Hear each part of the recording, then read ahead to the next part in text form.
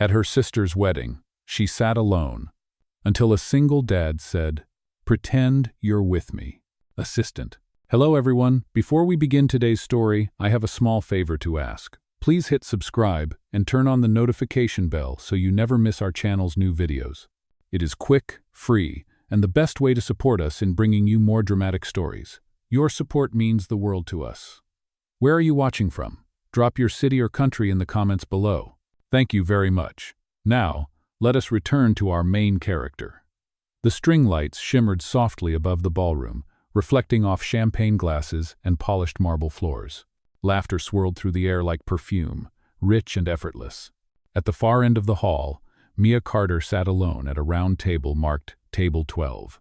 Her sister's wedding was a perfect storm of elegance, white roses, crystal chandeliers, and designer gowns, but Mia did not belong to this world. Her soft pink dress was borrowed, its hem slightly uneven, and her shoes pinched from being half a size too small.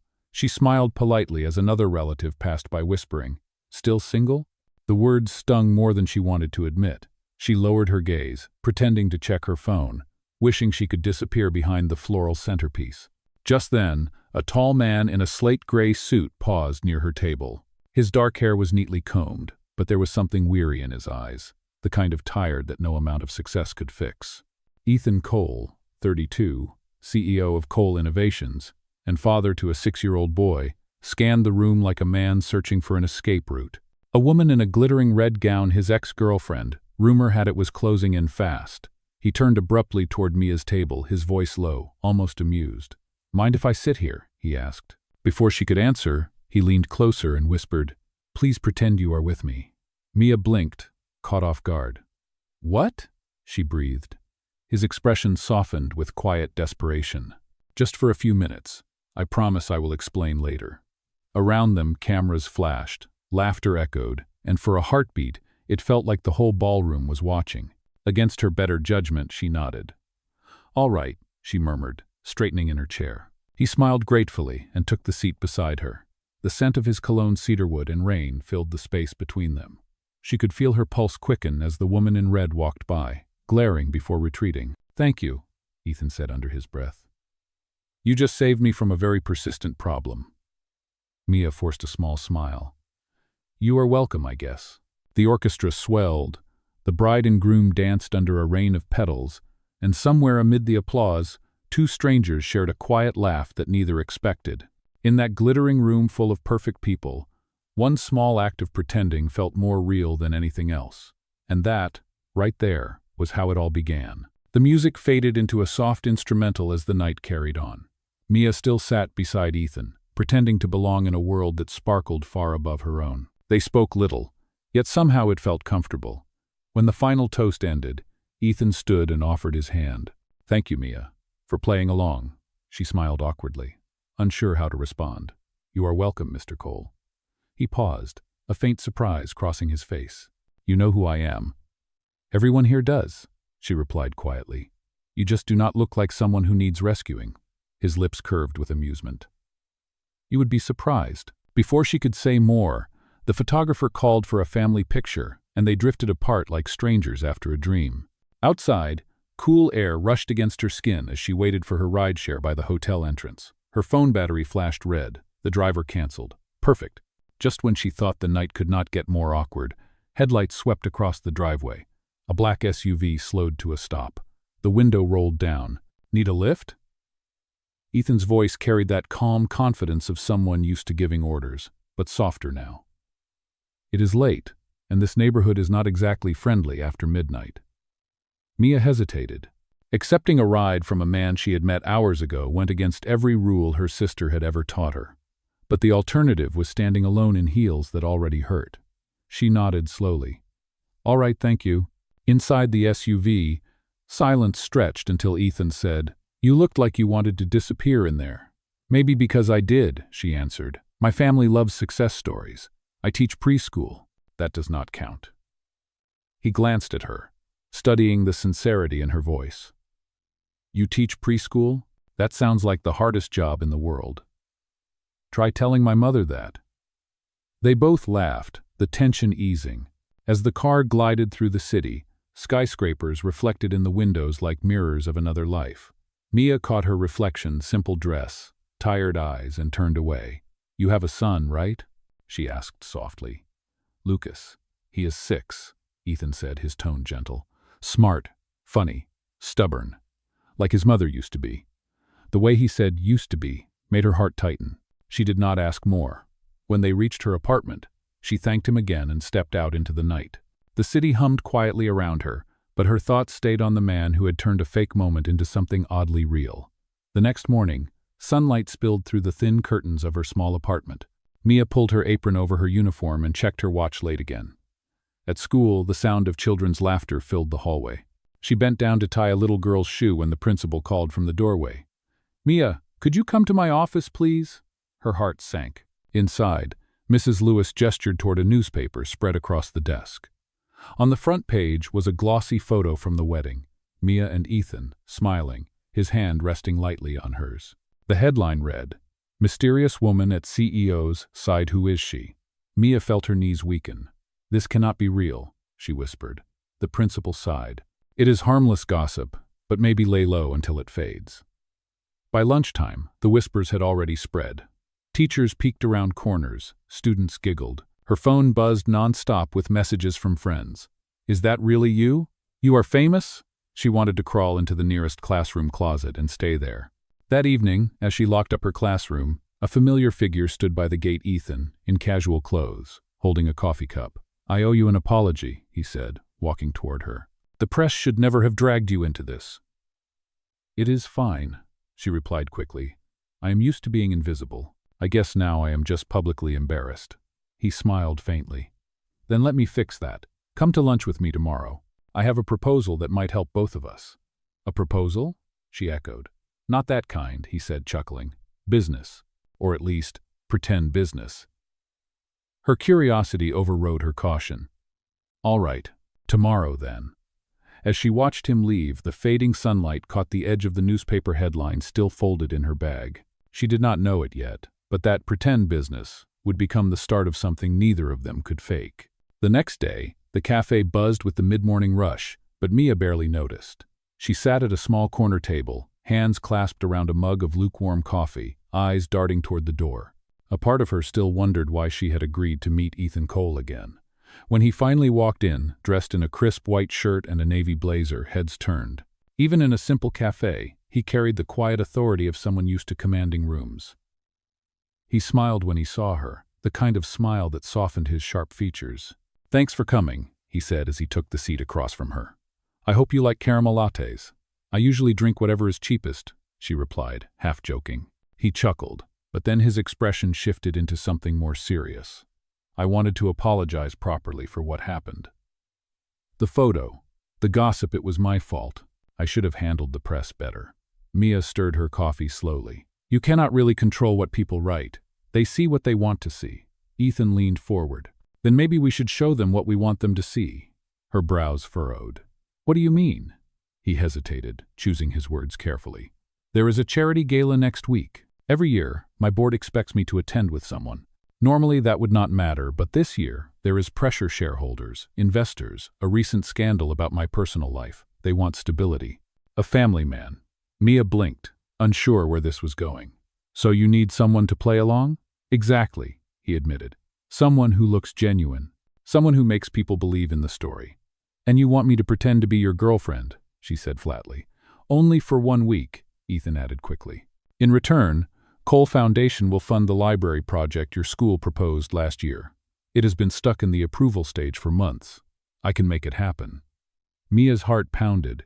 That library had been her dream, a space for underprivileged kids to read and create art. She had fought for it, written letters, raised small donations, but it had always fallen short.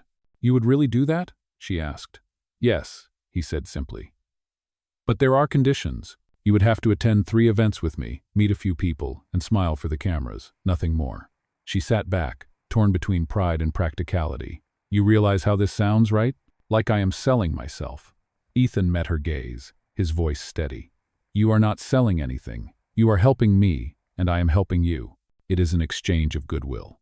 She studied him for a moment. There was no arrogance in his tone, only sincerity. Still, the idea felt absurd. "Why me?" she asked quietly. "Because," he said, smiling faintly, "you are the first person in a long time who did not treat me like a headline." Silence lingered between them, broken only by the clatter of cups around the room. Mia exhaled slowly. "All right," she said finally. "1 week. No pretending beyond that." Ethan extended his hand across the table. "Deal." Her fingers brushed his as they shook, and something unspoken passed between them, an invisible current neither wanted to name. As he left, Mia watched him step into the sunlight, his car waiting at the curb. Her reflection in the cafe window looked back at her, half anxious, half alive.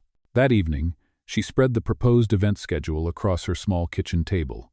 3 events: a corporate dinner, a charity gala, and a children's fundraiser at his company. She laughed under her breath. 1 week of pretending, she whispered. What could possibly go wrong? But beneath the nervous humor, a flicker of something unexpected sparked inside her, a strange anticipation she could not explain. Across town, Ethan stood in his sleek office overlooking the skyline. On his desk lay a photograph of a little boy with messy hair and a toothy grin. "I'm doing this for you, buddy," he murmured. Maybe this will finally make them leave us alone. Yet even as he said it, he knew it was not entirely true. He had met hundreds of women, but none who looked at him the way Mia did, with no agenda, no fear. For the first time in years, the idea of pretending did not feel like a lie. It felt dangerously close to hope. The following week moved faster than Mia could comprehend. On Monday morning, a black car arrived outside her apartment with a driver who addressed her as Miss Carter. Inside the back seat was a garment bag and a small envelope marked in elegant handwriting. "Dress fitting at 9, stylist included." She exhaled sharply, realizing that Ethan Cole did not do anything halfway. At the designer studio downtown, she stood before a wall of gowns that sparkled under soft lights. The stylist, a cheerful woman named Renee, smiled warmly. "Mr. Cole said you prefer something simple but graceful. Let us make you shine without losing who you are." For the first time in her life, Mia felt seen. Hours later, when she stepped into the fitting room mirror wearing a deep navy dress that caught the light like water, she barely recognized herself. That evening, Ethan met her outside the Cole Innovations headquarters for media coaching and etiquette lessons. He looked every bit the composed CEO, yet when he saw her, his expression softened. "You look—" He stopped mid-sentence, shaking his head slightly. "Perfect," she laughed nervously. "I feel like a fish out of water." "You will do fine," he said gently. "Just be yourself, and maybe remember to breathe when the cameras start flashing." They spent the next 2 hours in the conference hall, practicing posture, small talk, and how to handle reporters. "If someone asks about us," he said, leaning against the table, "just say we met through mutual friends. Keep it simple, warm, believable." "Believable," she repeated, trying to hide her unease. "Got it." He handed her a printed list of the week's events. "First one is tomorrow night, the corporate dinner. I will pick you up at 7. When he left, the office felt oddly quiet, like the air itself was holding its breath. The next evening, the corporate dinner gleamed with crystal chandeliers and the low hum of important conversations. As they entered, Ethan's hand rested lightly on her back, a gesture of guidance more than possession. "You are doing great," he whispered. She smiled, pretending to sip her champagne even though her heart was racing. Executives greeted Ethan with firm handshakes and polite smiles, their eyes flicking curiously toward Mia. "And who is this lovely lady?" one of them asked. Ethan's answer came effortlessly. "This is Mia Carter. She works in education. We met at a friend's wedding." The man nodded approvingly. "A teacher. Admirable, Ethan.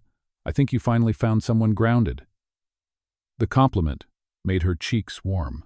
As dinner began, she noticed how natural Ethan was at reading a room, how he made others feel at ease without losing control. Yet every now and then, his gaze would drift toward her, lingering just a little too long.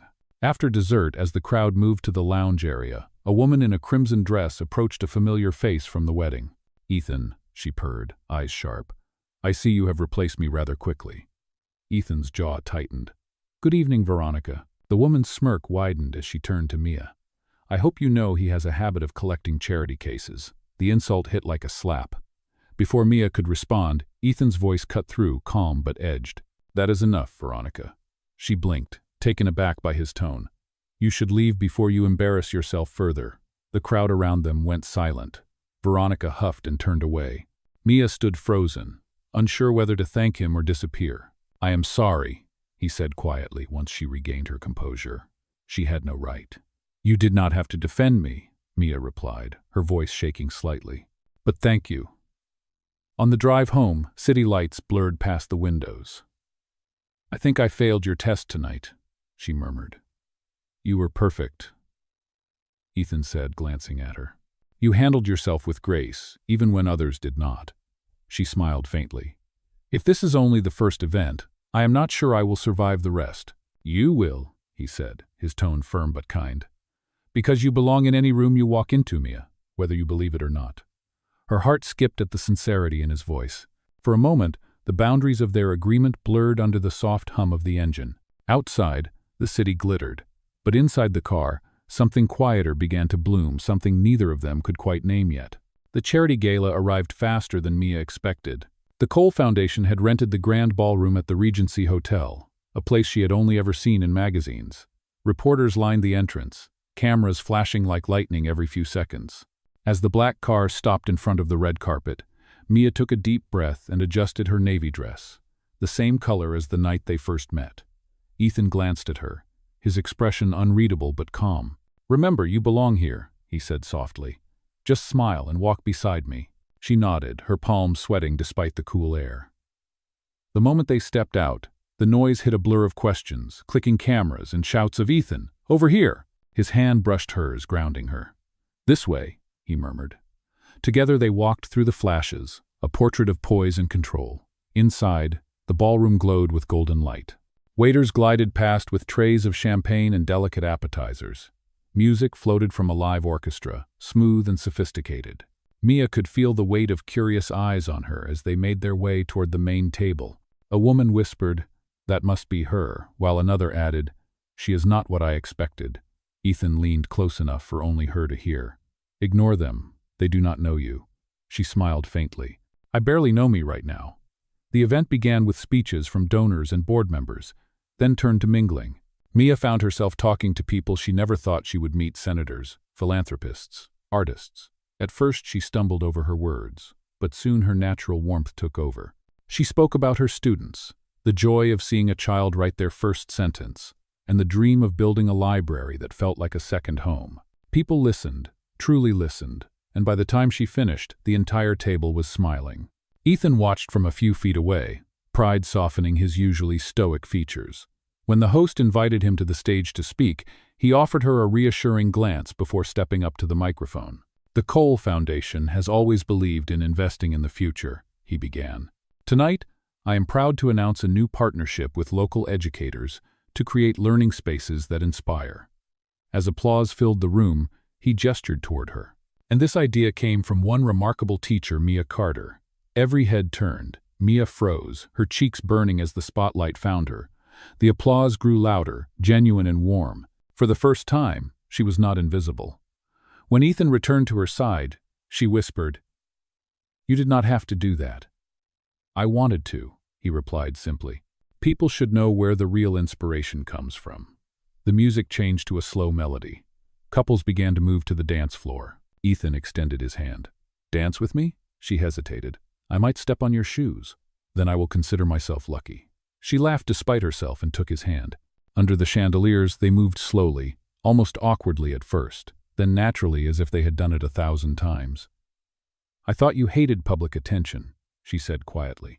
"I do," he admitted, eyes on hers. "But right now, I do not mind it." The song ended, but neither stepped away until applause broke around them again. Later that night, as the guests began to leave, a young reporter approached them. "Mr. Cole, people are saying this might be the start of something serious between you and Miss Carter. Care to comment?" Ethan smiled politely but did not answer. Instead, he turned to Mia. "Would you like to answer that?" She met his gaze, her heart hammering, then smiled at the reporter. "I think some things are better left to time." It was the perfect line, graceful, disarming, and honest enough to end the questions. Outside, under the hotel's canopy, rain had begun to fall lightly. As the car door closed behind them, Mia let out a long breath. "That was intense." "You were incredible," Ethan said, his voice low and steady. "You handled everything with more grace than most people I know." She looked out the window at the rain. Maybe pretending is easier than I thought. He glanced at her reflection in the glass. Or maybe, he said softly, it is not pretending anymore. She turned to him, but his gaze had already shifted toward the city lights. Neither spoke again, yet the silence between them carried a truth both were afraid to name. 2 days after the gala, the air in the city felt lighter, but something between Mia and Ethan had quietly changed. What was supposed to be an act now carried a warmth neither of them could ignore. On Wednesday afternoon, Mia was invited to visit the Cole Foundation headquarters to help plan the children's fundraiser, the final event of their one-week arrangement. When she arrived, the receptionist greeted her like she belonged there. "Good afternoon, Miss Carter. Mr. Cole is expecting you." She smiled politely, still not used to hearing her name spoken with that kind of respect. Upstairs, Ethan's office looked out over the skyline, all glass and sunlight. He stood by the window, phone in hand, but when she walked in, his attention shifted completely. "You are early," he said with a smile. "Habit of teachers," she replied. "We show up before the chaos starts." He laughed softly, gesturing toward the desk covered in event folders. "We are finalizing the fundraiser details. I thought you could help since it is for the children." She took a seat beside him, scanning the plans. "You are really doing all this?" "Every cent," he said simply. "It feels good, you know? Not everything has to be about profit." His tone carried a quiet sincerity that caught her off guard. "You sound like someone who has changed," she said. "Maybe I have," he admitted. Their eyes met for a moment that lasted longer than it should have. The sound of the city faded behind the thick glass, and in that stillness, something unspoken pulsed between them. The door opened suddenly, breaking the spell. A little boy ran in, brown hair, blue eyes, laughter spilling out of him. "Dad!" Ethan's face lit up instantly. "Lucas, I thought you were with your aunt." "She dropped me off early," the boy said proudly, holding a paper robot. "Miss Anna helped me make this." Ethan knelt beside his son, his expression soft in a way Mia had never seen. "It is amazing, buddy." When Lucas looked up at her, curiosity sparkled in his eyes. "Are you my dad's friend?" "I guess you could say that," Mia said gently. "My name is Mia." "You are pretty," the boy declared with the honesty only a child could manage. Ethan chuckled, shaking his head. "Lucas, manners." "It is all right," she said, smiling. "Thank you." The boy grinned wider and went to play near the window. Ethan watched him for a moment, then turned back to Mia. "He has not warmed up to anyone in a long time," he said quietly. "You must be special." She felt her cheeks flush. "Children just know when someone means well. Or maybe they recognize something familiar," he replied. There was something heavy behind his words, grief, maybe, or memory. She hesitated before asking, "Does he remember his mother?" Ethan exhaled slowly. "A little. She passed away when he was 4. I have tried to keep her memory alive, but sometimes I think he senses my fear more than my love." "Fear of what?" she asked. He looked at her directly. "Of losing someone again." The room felt suddenly too still, too close. Mia wanted to say something comforting, but all she managed was a quiet, "You are not alone in that." A knock on the door interrupted them. His assistant peeked in. "Mr. Cole, the press briefing is ready." He nodded, then glanced back at Mia. "Can you stay a bit longer? Lucas would love to show you his Lego collection." She smiled. "Of course." When he left, Lucas eagerly pulled her toward the play area. "Want to see my spaceship?" he asked. "Only if you promise to let me be the captain," she teased. They spent the next half hour building towers and laughing until the office echoed with sound. When Ethan returned, the sight stopped him cold, his son giggling freely for the first time in months, Mia laughing beside him. He did not say a word, afraid to break the moment. That evening, after dropping her home, Ethan lingered in the car. "Thank you," he said softly, "for today, for Lucas, for everything." She met his gaze through the dim interior light. "You do not have to thank me, Ethan. This week was supposed to be pretend, remember?" "I remember," he said, his voice low. "But nothing about it feels pretend anymore." She looked away quickly, heart pounding. Outside, the streetlights flickered against the drizzle, painting silver streaks on the glass. When she finally stepped out of the car, neither of them said goodbye. Some goodbyes felt too final, and both of them were not ready for that yet. The next morning, everything changed. Mia woke up to her phone buzzing nonstop. Dozens of messages flooded her screen coworkers, parents from the school, even her sister. All of them shared the same link. The headline read, "Exclusive. CEO Ethan Cole caught paying his girlfriend to protect image after charity scandal." Her heart dropped as she scrolled through the article. There it was, a leaked copy of their written agreement, complete with her signature. Her breath hitched. The photos accompanying the story were taken from the gala, carefully cropped to make her look like an opportunist clinging to him. She felt sick. Within hours, her principal called, voice tight with sympathy. "Mia, maybe you should take some time off until this blows over." It felt like the ground had vanished beneath her feet. She had done everything right, worked hard, cared for her students, and still ended up humiliated in front of the world. That evening, a black car pulled up outside her apartment. Ethan stepped out, his face drawn and pale. "Mia, please, let me explain," he began. "Explain what?" she snapped. "That the whole city now thinks I am some gold digger you hired to fix your reputation. I never meant for this to happen," he said, his tone low. "The agreement was supposed to stay private. Someone inside the company leaked it." "So it was real," she said bitterly. "All those nights, all those words, you were just playing your part." "No," he said firmly, stepping closer. "I stopped pretending a long time ago."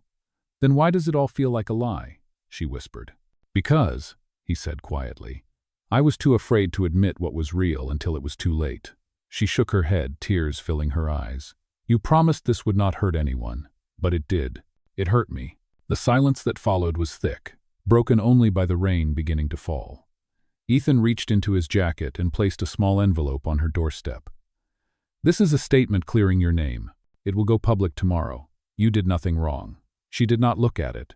"That will not fix what people think," she said softly. "And it will not fix what I feel." Her voice cracked, the weight of disappointment heavier than anger.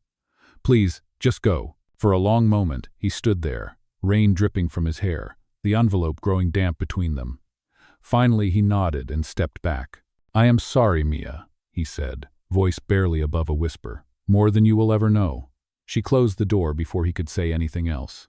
Inside, she leaned against the wall, trying to steady her breathing.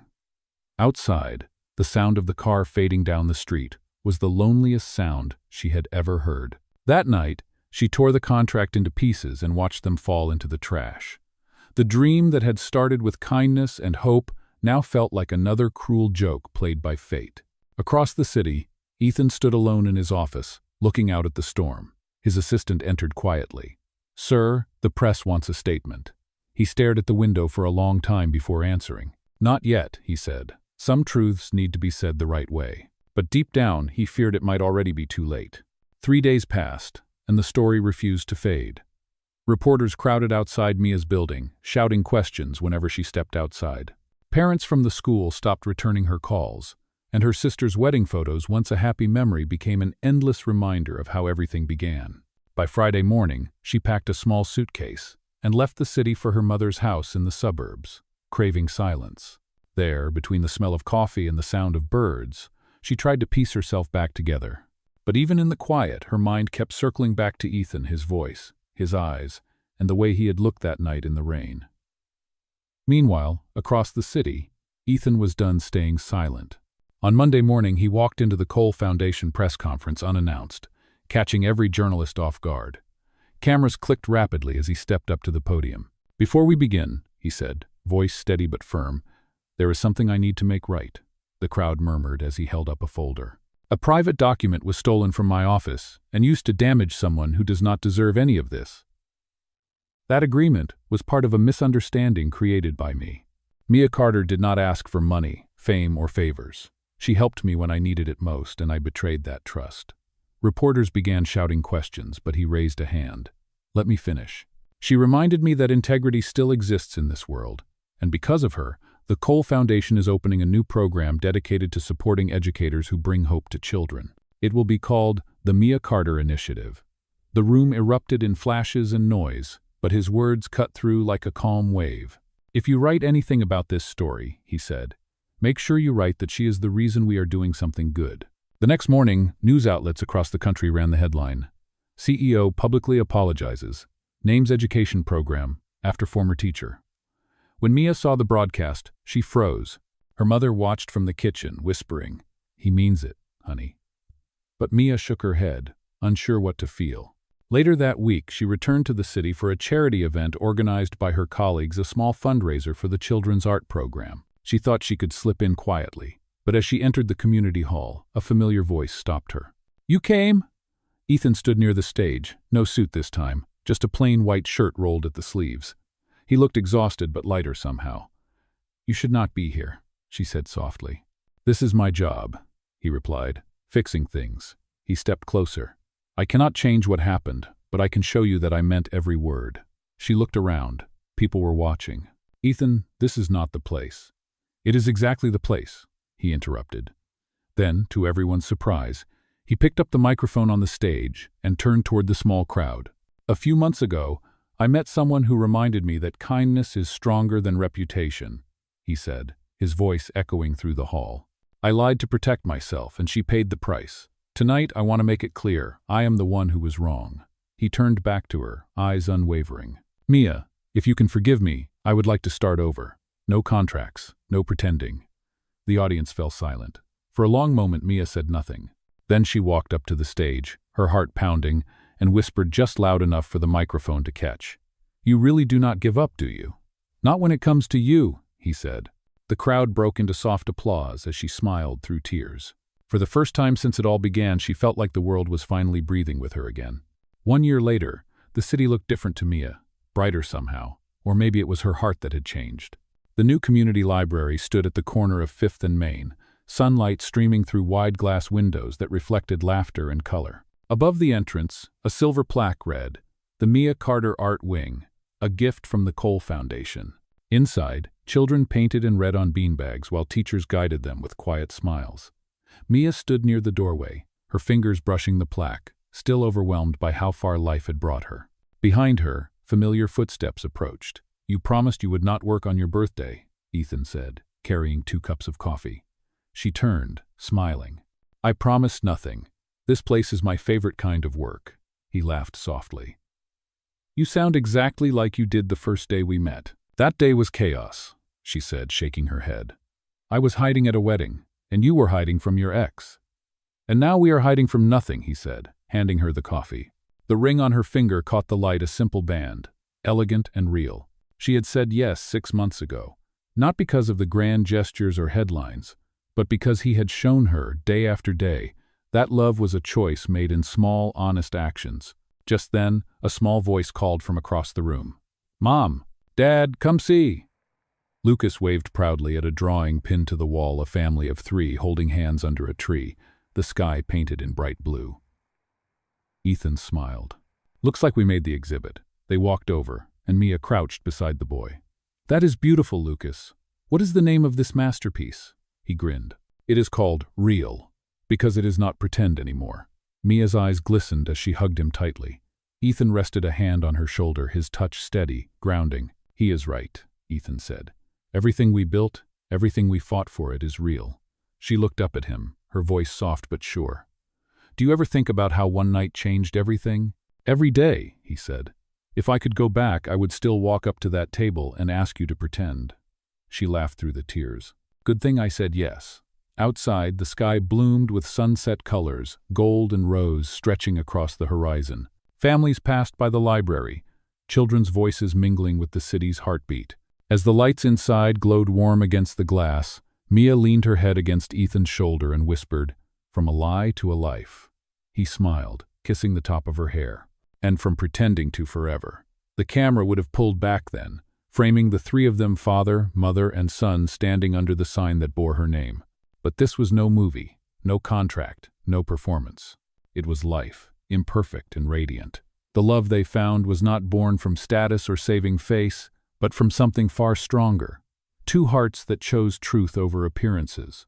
And as the night settled over the city, the lights inside the library stayed on, a quiet promise that kindness and integrity would always find their way home.